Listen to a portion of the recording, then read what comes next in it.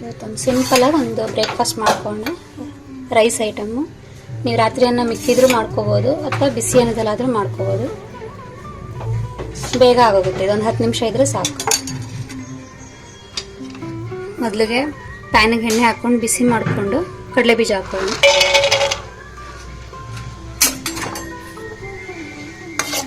ಇದನ್ನು ಸ್ವಲ್ಪ ರೋಸ್ಟ್ ಮಾಡ್ಕೋಣ. ಎಲ್ಲ ಮನೇಲಿರೋ ಸಾಮಗ್ರಿಲೇ ಮಾಡ್ಕೊಳ್ಳೋದು. ಇದು ಒಂದ್ಸಲ ಮಾಡಿ ನೋಡಿ.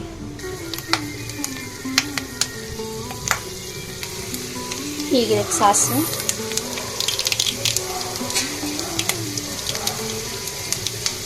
ಈರುಳ್ಳಿ ಮತ್ತು ಒಣಮೆಣಸಿನ್ಕಾಯಿ ಒಂದು 4. ಈರುಳ್ಳಿ ಒಂದಾದರೂ ಸಾಕು. ಚೆನ್ನಾಗಿ ಹಚ್ಕೊಂಡಿರೋದು ಮಾಡ್ತೀವಿ.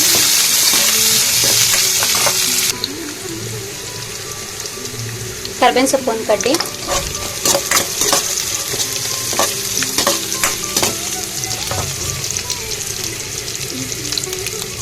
ಜಜ್ಜಿರೋ ಬೆಳ್ಳುಳ್ಳಿ ಒಂದು 6 ರಿಂದ 7.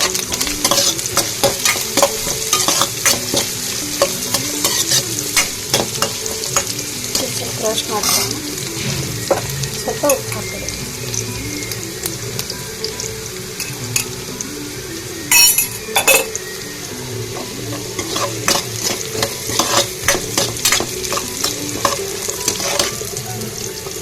ಚೆನ್ನಾಗೆಲ್ಲ ರೋಸ್ಟ್ ಆಗಲಿ.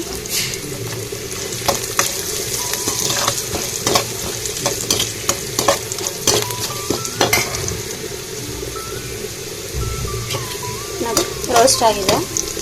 ಈಗ ಸಾಂಬಾರು ಪುಡಿ 1 ಸ್ಪೂನ್ ಹಾಕ್ಕೊಳ್ಳೋಣ. ನಾವು ಮನೆಯಲ್ಲಿ ಸಾರಿಗೆಲ್ಲ ಬಳಸ್ತೀವಲ್ಲ ಅದೇ ಸಾಂಬಾರು ಪುಡಿ. 1 ರಿಂದ 1.5 ಸ್ಪೂನ್ ಸಾಕು. ಈಗ ಇದನ್ನು ಮಿಕ್ಸ್ ಮಾಡಿಬಿಟ್ಟು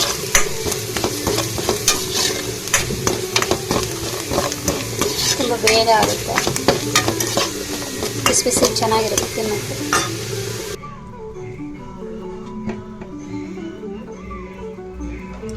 ಈಗ ಇದಕ್ಕೆ ರೈಸ್ ಹಾಕೋದು.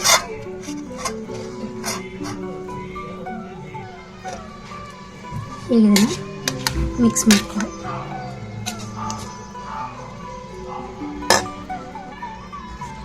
ನೋಡಿ ರೆಡಿ ಆಯಿತು. ಇದಕ್ಕೆ ನಾವು ಒಗ್ಗರಣೆ ಅನ್ನ ಅಂತ ಹೇಳ್ತೀವಿ.